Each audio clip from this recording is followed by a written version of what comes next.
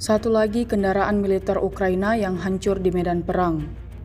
Rekamannya ramai beredar di media sosial Telegram pada Kamis 29 Agustus 2024. Tepatnya di arah Kupiansk, militer Rusia menghancurkan tank T-64BV Ukraina yang sedang beroperasi. Angkatan bersenjata Rusia benar-benar tak memberikan kesempatan kepada pasukan lawannya untuk bisa beroperasi dengan bebas.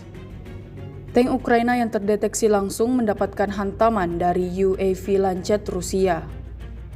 Akibatnya seperti yang terlihat dalam rekaman.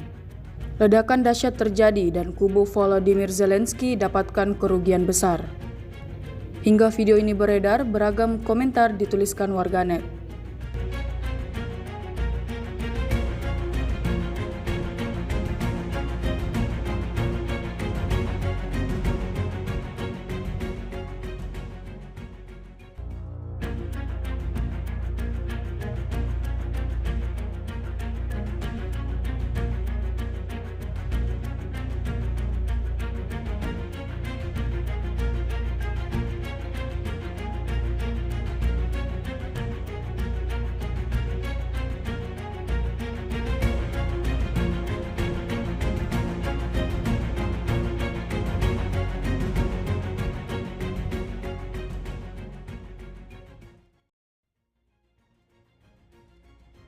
Download Tribun X sekarang, menghadirkan lokal menjadi Indonesia.